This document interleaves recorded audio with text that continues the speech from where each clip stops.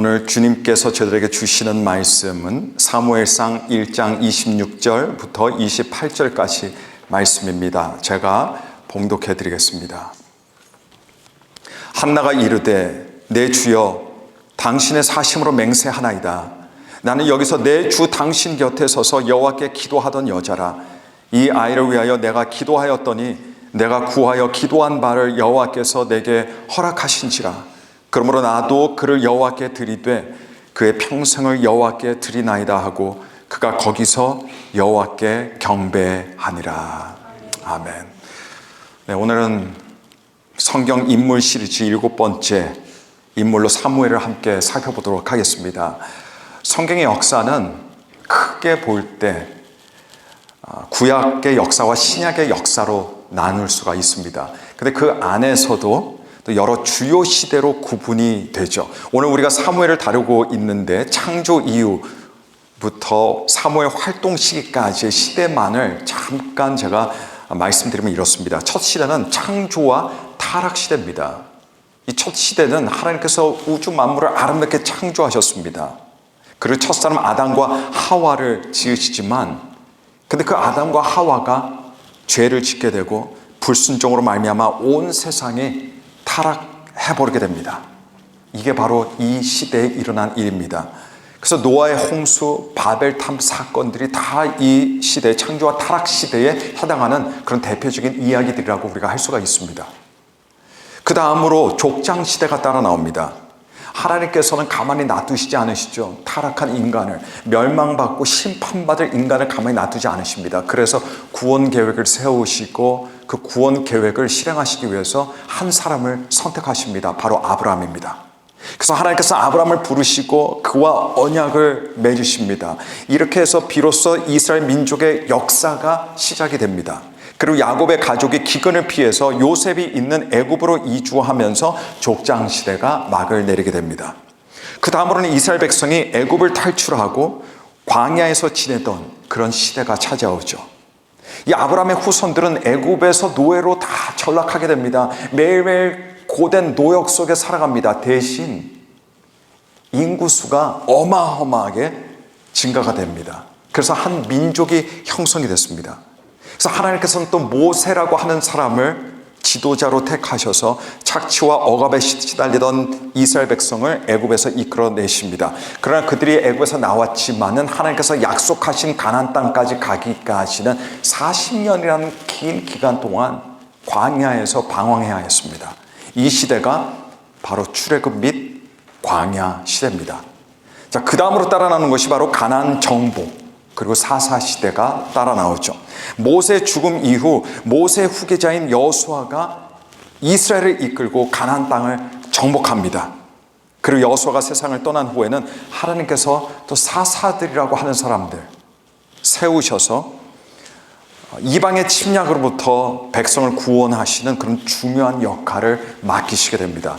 근데 이때 표면적으로는 물론 하나님께서 세우신 사람들이 있었어요.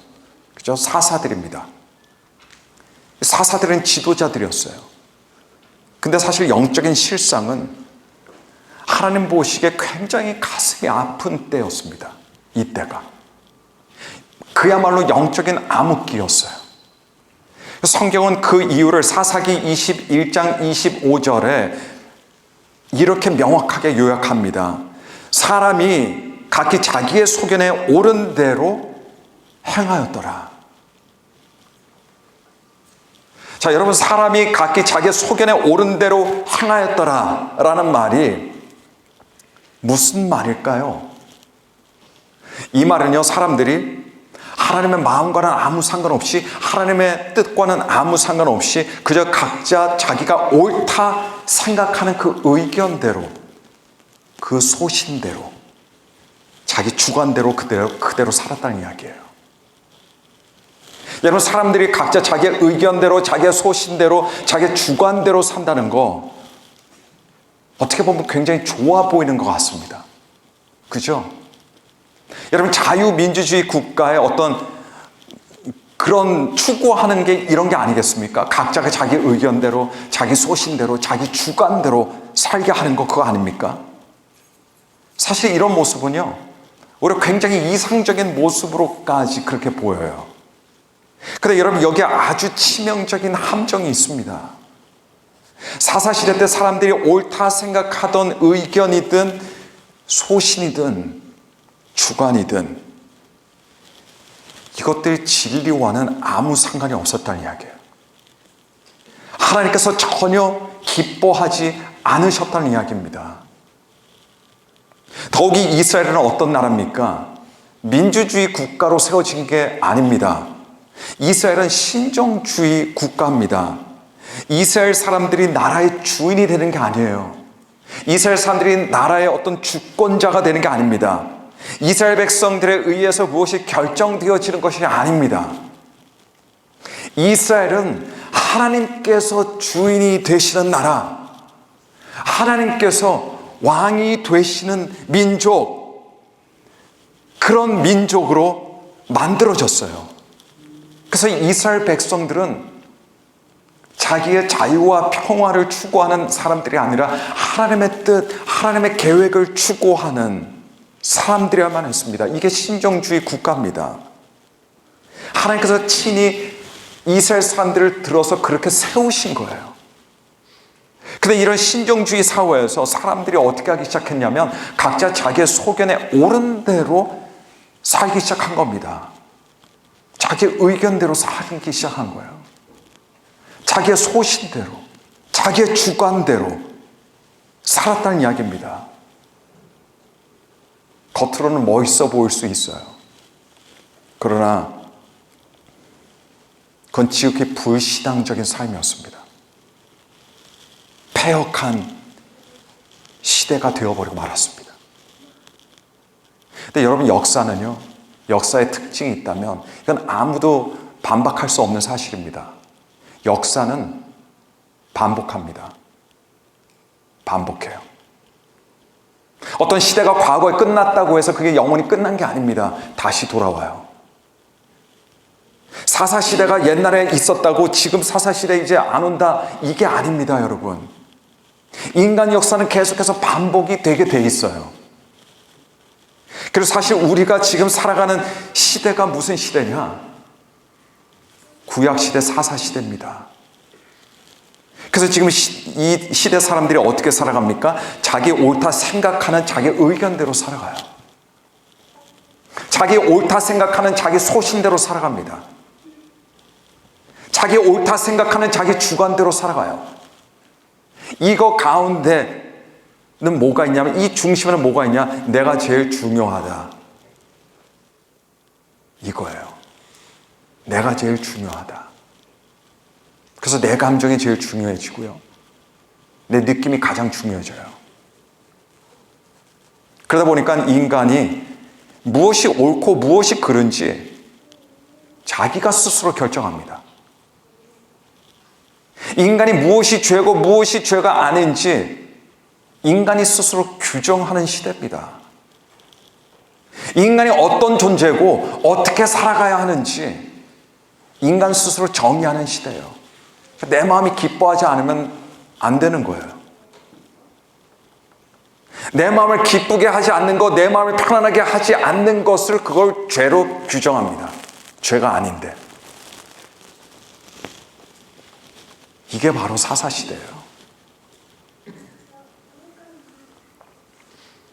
구약의 사사시대처럼 사람이 각기 자기의 소견에 옳은 대로 살아가는 시대가 바로 지금 우리가 살아가는 현 시대입니다. 그래서 지금은 다양한 가치를 추구하죠. 다양한 가치, 다양한 신념, 다양한 믿음, 이것들이 공존하면서 모두가 존중받는 것을 추구하고 있습니다. 모두가. 근데 학자들은요, 조금 어려운 용어로 지금 이런 시대를 뭐라고 부르냐면 다원주의 시대라고 부릅니다. 또는 다원화된 시대라고 불러요. 근데 이런 말들은요, 결국 사람이 각기 자기 소견에 옳은 대로 살았던 이 사사시대를 그냥 현대적인 말로 바꿔서 그냥 멋지게 시장에서 부르는 말들 뿐입니다. 지금은 다시 돌아온 사사시대예요. 어떤 한 가지 권위 같은 거 없어요. 이 생각이 있고 저 생각이 있으면 다 맞는 시대예요. 이 사람의 믿음도 맞고 저 사람도 믿음도 맞는 시대예요. 오래전 구약시대 사사시대는 영적인 암흑기였습니다. 근데 지금도 사사시대니까 지금도 영적인 암흑기예요. 아주 혼탁합니다. 영적으로 아주 혼탁해요. 맑지 않아요. 영적으로 타락해 있습니다. 아주 어두운 시대입니다. 왜냐하면 지금 사람들은 각기 자기의 소견에 옳은 대로 살아가기 때문입니다. 여러분, 제가 왜 이런 사사시대에 대해서 말씀을 드리냐면 사무엘이 태어나서 자라던 시대가 바로 사람들이 각기 자기 소견에 옳은 대로 살아가던 그런 사사시대였기 때문에 그렇습니다. 성경에서 사무엘과 관련된 직접적인 일화들은요, 이야기들은 사무엘상 3장부터 소개가 돼요. 그리고 사무엘상 3장의 가장 첫 구절을 보니까 사무엘에 대해서 이야기하기 전에 먼저 사무엘이 아이일 때, 그때 당시 시대적 배경에 대해서 잠깐 소개를 합니다. 짧게. 거기 말씀 보니까 아이 사무엘이 엘리 앞에서 여호와를 섬길 때는, 자, 그 시대를 이야기해 주는 거예요. 어떤 시대냐? 여호와의 말씀이 희귀하여 이상이 흔히 보이지 않았더라. 자, 여기서 여호와의 말씀이 희귀했다라고 말하고 있죠. 근데 이 말의 뜻은 하나님께서 더 이상 말씀하지 않으셨다가 아닙니다. 그게 아니에요. 하나님이 말씀하지 않으셔서 하나님의 말씀이 희귀했던 것이 아니라 죄악과 타락으로 인해 아무도 하나님의 말씀에 관심을 두지 않았어요. 각기 자기 소견대로 살기 바빴습니다. 그리고 하나님의 말씀을 들으려고 하지도 않았습니다. 자기 소신과 자기 주관이 중요했기 때문입니다. 그래서 하나님의 말씀이 어떻게 될 수밖에 없어요? 희귀해질 수밖에 없는 거예요. 여러분, 부끄럽지만 우리 신앙생활 가만히 들여다보아도 이 말씀이 어떤 뜻인지 우리가 대충 이해할 수 있습니다. 우리 때로는 이 땅의 삶에 그냥 빠져버려요. 우리들의 일에 그냥 집착합니다. 또 우리가 우리의 소견에 옳은 대로 살다 보면 어떻게 되냐? 하나님의 말씀에서 우리는 멀어지게 돼 있어요. 우리 근처에 성경은 늘 있습니다. 늘 있어요. 손만 뻗으면 닿는 곳에 있습니다. 그런데 우리 삶에 하나님의 말씀이 없는 거예요. 우리 삶에. 여러분, 불행한 때는 언제냐면 나에게 어려움이 있는 때가 불행한 때가 아닙니다. 나에게 고난이 있는 때가 어려운 때가 아니에요. 내가 가난해져 있을 때가 어려운 때가 아니에요.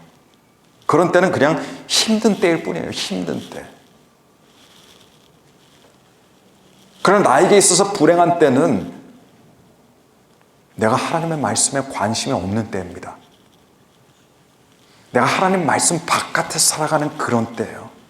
하나님 말씀 들으려고 하지 않아요. 웬만하면 안 들으려고 하는 그런 때예요. 그런 때. 하나님께서 말씀을 안 하셔서가 아닙니다. 하나님께서 항상 말씀하세요. 말씀하시는 하나님이십니다. 근데 사람들이 들으려고 하지 않아요. 그때가 가장 불행한 때가 되는 겁니다.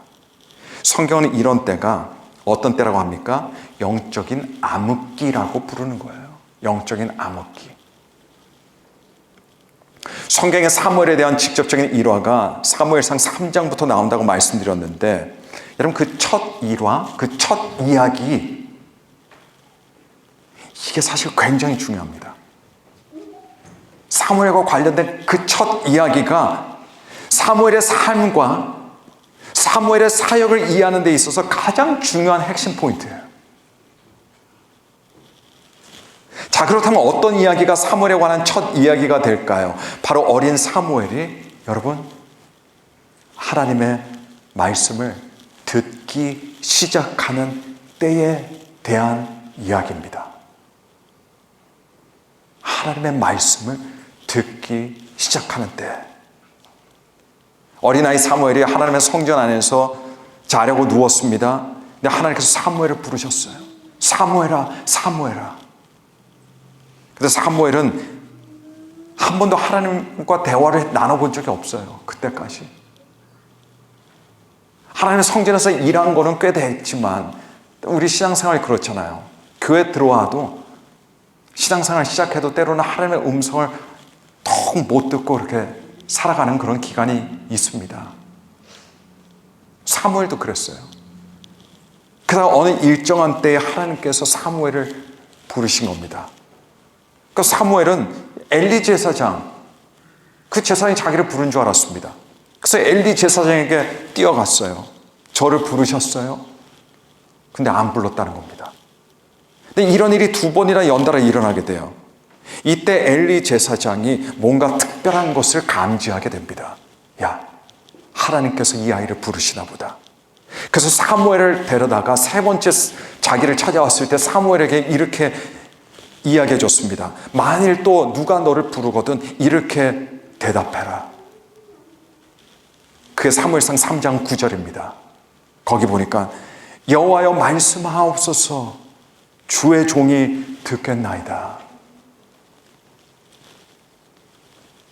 아니나 다를까 사무엘이 다시 방으로 돌아갔죠.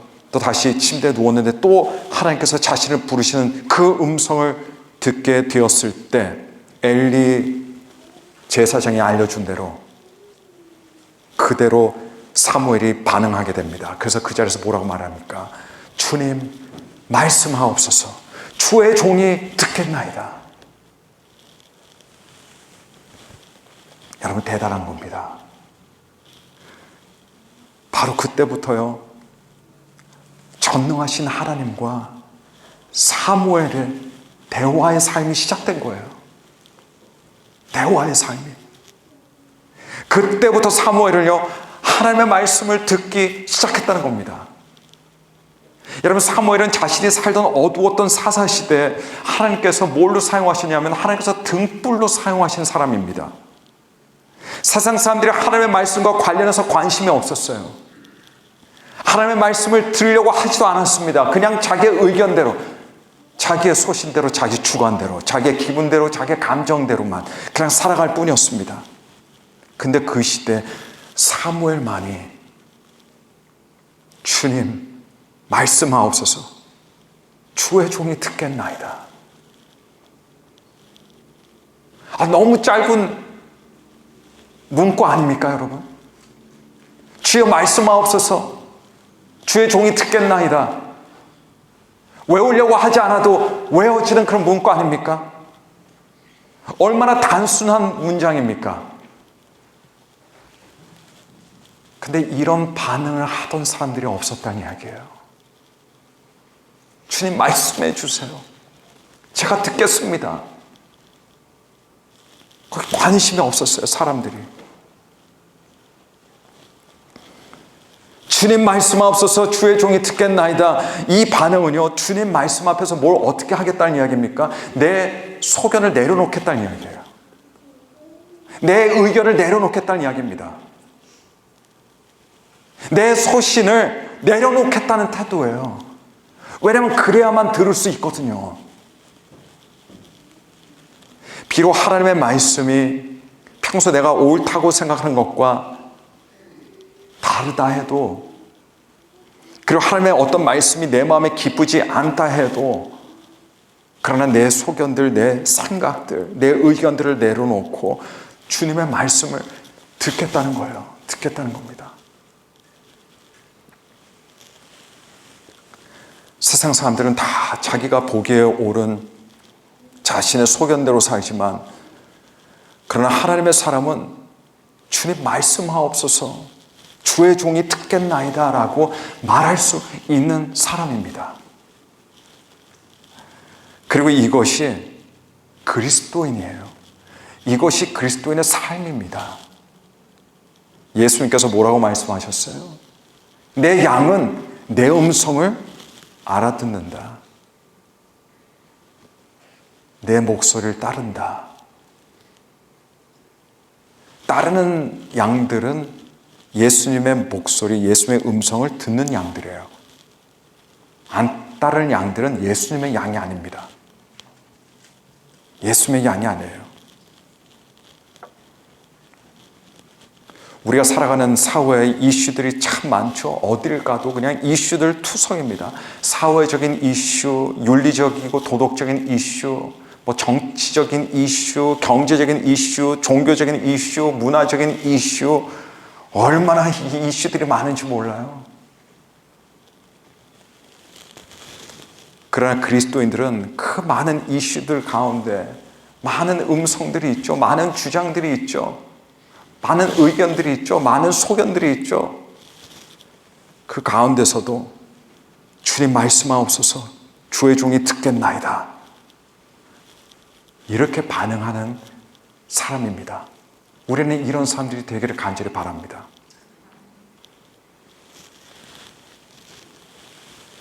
우리 사회의 도덕적인 이슈들, 모든 이슈들, 성경에서 하나님의 뜻을 찾는 거예요.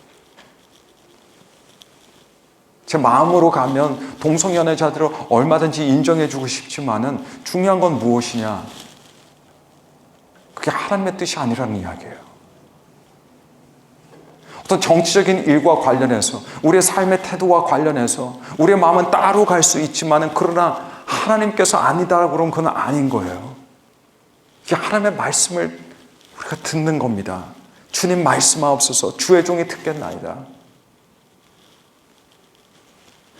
KKK, 유명한 인종차별주의 단체죠. 아주 과격한 단체입니다. 이 단체에 속해서 활동하던 탐 테런스라고 하는 사람이 있습니다. 이 사람이 얼마나 이 KKK 열심 당원이었는지 타인종 사람들을 그냥 그렇게 혐오하면서 혐오 범죄를 계속해서 저질렀던 사람이에요. 게다가 어떻게 됩니까? 교도소의 수감까지 되게 돼요. 그런데 거기서 예수님을 만났어요. 근데 예수님 안에서는 피부 색깔이 아무 의미 없다는 걸 알게 된 거예요. 예수님께서 모든 사람들을 위해서 십자가에 달려 돌아가셨다는 걸 알게 된 거예요. 자기 피부 색깔, 거기에서 자랑스러워했지만 다른 사람들과 똑같이 자기도 결국은 벌레 같은 사람이었다. 그거를 보게 된 겁니다. 그 순간 자기 확신, 자기 소신, 자기 주관 다 버렸어요. 그리고 그것들이 오히려 얼마나 나쁜 것이었든지, 얼마나 악한 것이었든지 깨달은 겁니다. 그때 이 사람은 통곡하면서 하나님께 회개하죠. 그리고 예수님 안에서 인종화합의 옹호자로 거듭나게 돼요. 그리고 그리스도인이 되어서 지금까지 기독교 단체에서 인종 문제에 대한 제자도를 가르치면서 주를 위해 살고 있습니다. 이런 사람들이 생각보다 꽤 많아요. 목회자가 된 사람들도 있습니다. 이 사람은 예전에 잘못된 자기 소견, 자기 확신 속에 갇혀서 살았지만, 이 사람이 변화될 수 있었던 것은 예수님의 십자가에서 울려 퍼지는 복음의 소리를 들을 수 있었기 때문입니다. 우리가 살아가면서 많은 활동들을 하죠. 많은 선택들을 합니다. 많은 결정들을 합니다. 그런데 거룩한 그리스도인은 내 확신이 아무리 강해도, 내 소견이 아무리 옳아 보여도, 그러나 먼저 주님 말씀하옵소서, 주의 종이 듣겠나이다, 이렇게 말할 수 있는 사람입니다. 사람마다 의견이 다 달라요. 자기 의견 내세우면 건재할 수 있는 단체는 없습니다. 소신들도 다 다릅니다. 처음에는 잘 맞는 것 같지만 결국 안으로 들어가다 보면 반드시 걸리는 문제들이 있고, 맞지 않는 부분들이 있고, 의견 상충되는 일들이 있습니다. 반드시. 시대마다 전통이라는 게 또 바뀌어요. 시대마다. 시간이 지나면서 여러분 상식조차 달라집니다. 또 장소마다 문화도 다 달라요.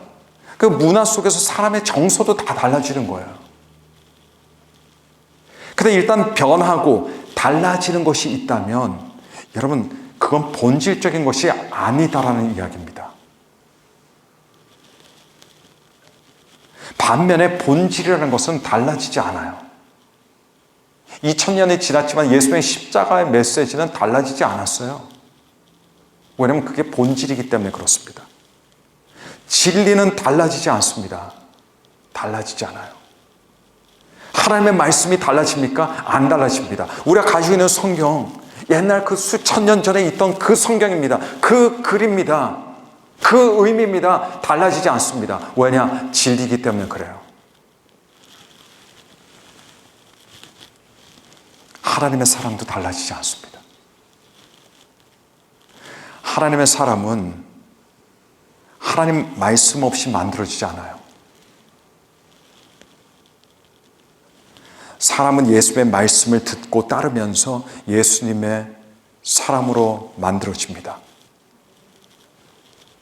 예수님의 말씀을 듣고 따르는 사람을 하나님께서는 그 시대를 밝히는 등불로 사용하신다는 것을 믿으시기 바랍니다.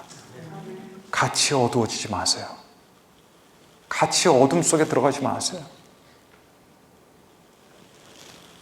어둠은 불행입니다. 어둠 속에 사탄이 있어요.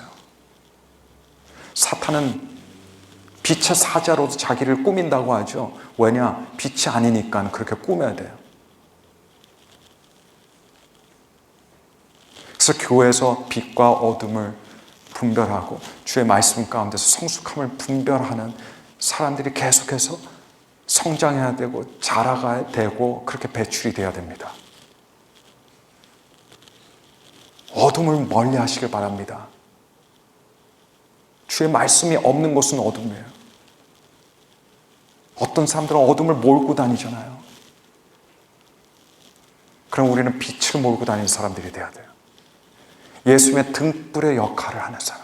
우리가 대단한 게 아니라 주님께서 우리를 등불로 사용하시는 거예요.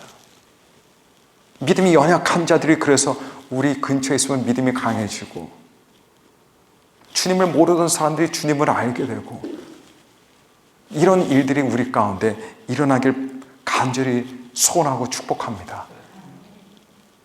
하나님께서 사무엘을 어두운 시대에 등불로 사용하셨어요. 너무 어두웠어요. 너무 어두웠어요. 근데 하나님께서는 또 그를 기도의 사람으로 만드셔서 그를 사용하셨습니다. 이게 항상 같이 가요. 주의 말씀을 듣는 것과 기도하는 거 항상 같이 갑니다. 주의 말씀을 듣지 않으면 기도 생활 안 되게 돼 있고요. 기도 안 하면 주의 말씀도 못 듣게 돼 있어요.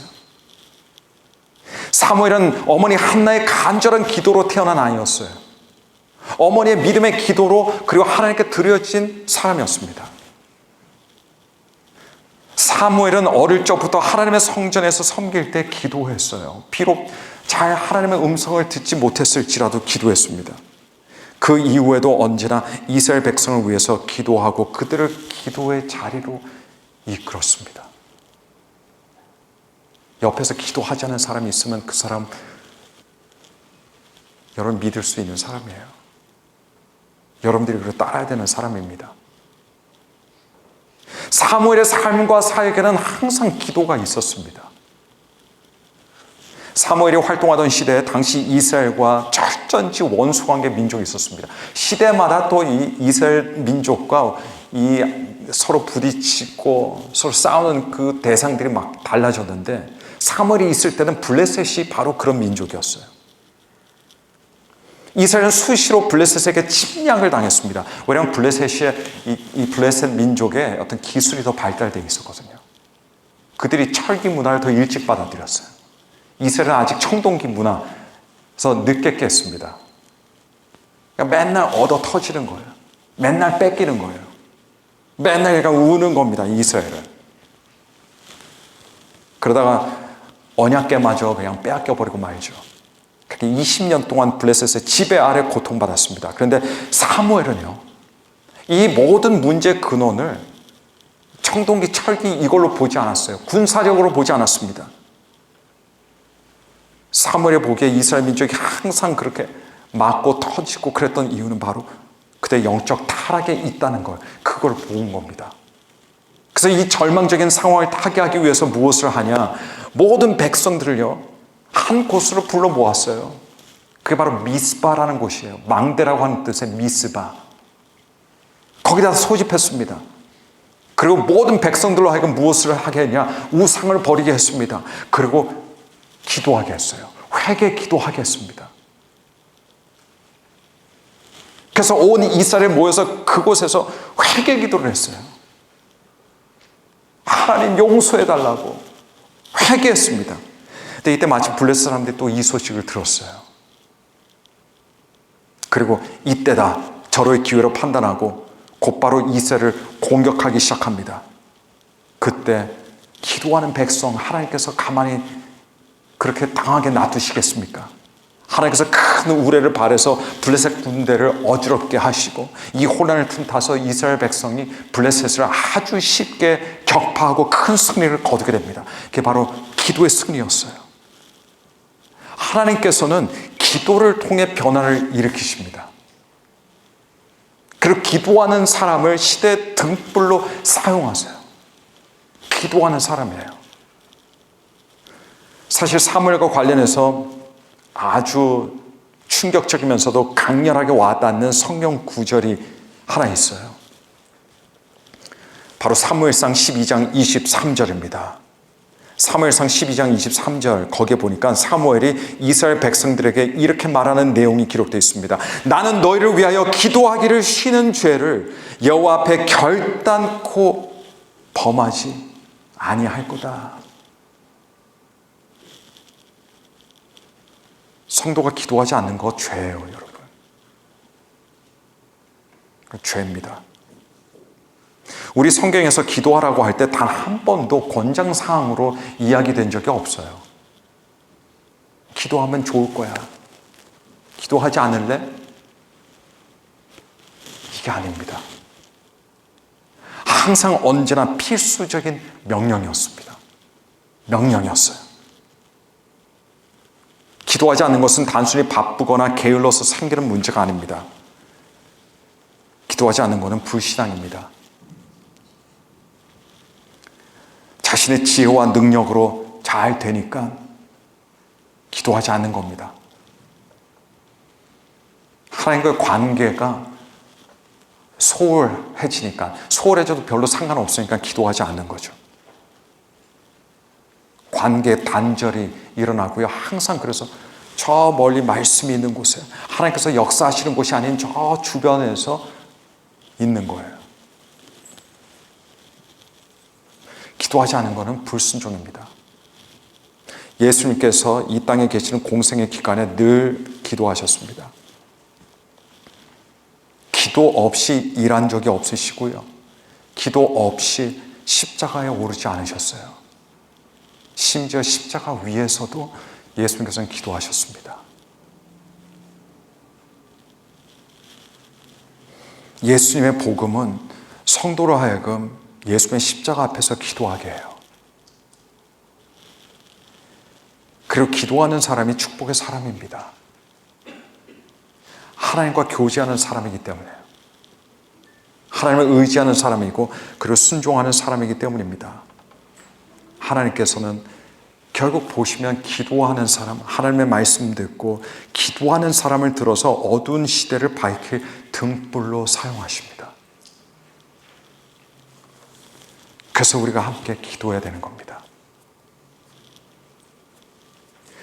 지금 우리는 사사시대에 살고 있다는 걸 기억하십시오. 사사시대예요. 이 사사시대의 어두운 시대에 살아가는 방법은요, 그리스도인으로 살아가는 방법은 아주 단순하고 쉽습니다. 그건 뭐냐? 하나님의 말씀을 들으면 돼요. 주여 말씀하옵소서. 주의 종이 듣겠나이다. 그리고 기도로 하나님과 끊임없이 교통을 나누는 일입니다. 교제하는 일입니다.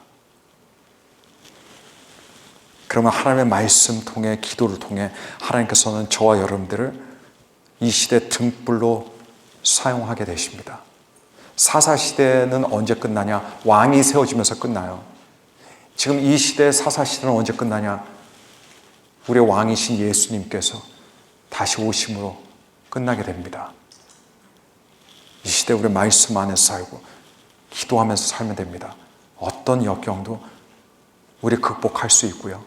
어떤 시험거리도 우리의 발목을 잡을 수 없습니다. 말씀과 기도 가운데 하나님께서는 여러분께서 있는 곳, 우리가 함께 모여 있는 곳을 이 어두운 시대 밝히는 등불로 사용하시기를 원하십니다. 우리가 함께 그런 등불의 역할을 하는 교회가 되기를 예수 그리스도 여러분을 간절히 축복하고 축원합니다. 들은 말씀